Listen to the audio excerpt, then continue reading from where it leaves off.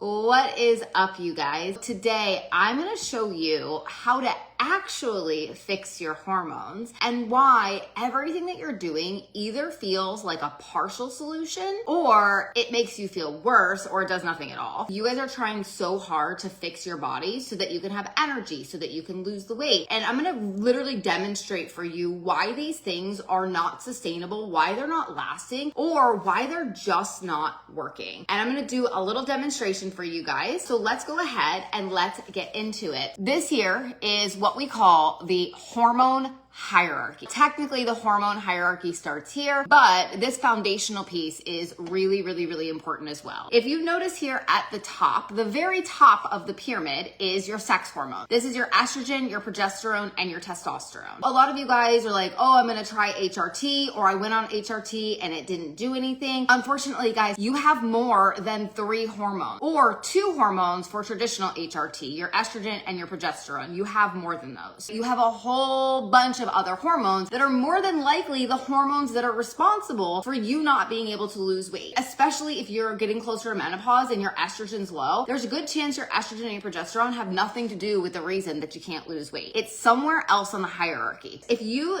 try to address something at the top and you don't address everything underneath, you're basically like putting paint on the walls of a house that's crumbling. That's literally what you're doing. You're like painting the walls and like hoping that it's gonna work, but it's not going to, because everything underneath is still crumbling. Lots of you guys have thyroid issues. And I know you're like, I went to my doctor and my doctor said everything's normal. Well, guess what? Your doctor is comparing you to 95% of Americans. Most Americans, 2/3 of Americans, have some sort of lifestyle related disease. And so you saying you're normal, great, you're just like all of the other Americans. Normal is not optimal. And there's a good chance, if you're lucky, you're T4. Guess what? That's not your active thyroid hormone. Your T3 is your active thyroid hormone. And oh, by the way, it needs to be free for your thyroid to actually using it. Just because they said your thyroid's normal, oftentimes we see that it's actually not. So at the base of it is cortisol. I talk about stress a lot, you guys. Why? Because it is the foundation. It is a hormone. Remember I said you have more than 2 hormones. It is the foundation of having happy hormones. It is also the foundation of almost every single issue that we see. Guys, I run hundreds of functional lab tests for women. I have looked at so many wildly successful women in their 30s, 40s, 50s,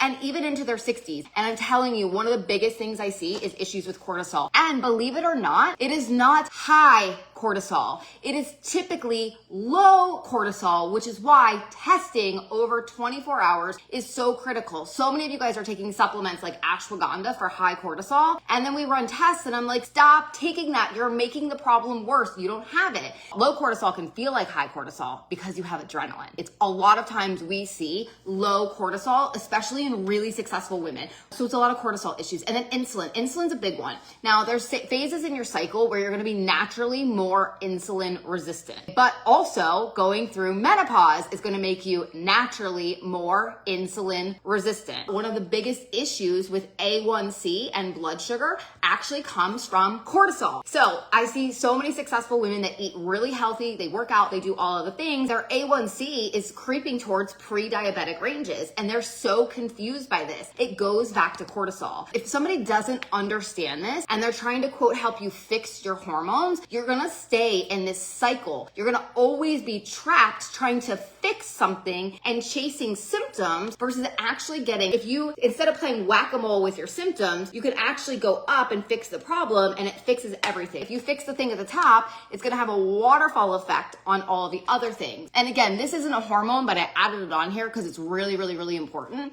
And to be honest with you, what I find, especially with women who have come to me after working with like functional medicine practitioners that are helping them with their hormones, or women that are on HRT, your hormones all have to get processed. All day long, your brain is spitting out hormones. They have to get digested, they have to get converted and processed by your liver, and they get excreted just like food that you eat. I know that's like crazy, but if you don't have proper liver function, your thyroid is never going to be able to convert T4 to T3. All those hormones that you're ingesting, especially like if you're taking estrogen and you're not pooping, it's gonna build and build and build and build inside of your system, which is gonna cause inflammation. It's gonna cause inability to lose weight. It's gonna cause heavy periods. It's gonna cause all these issues. And so all of these things require you to have a properly functioning gut, which is really, really, really important. If you're not pooping, you will never have balanced hormones. I don't give a shit how much HRT you take, you're never gonna have balanced hormones. If you're inflamed, you can take all the HRT in the world, but it's not actually able to get into your cells because your cells are inflamed. You think of it like dominoes. When you hit the dominoes the right way, it works.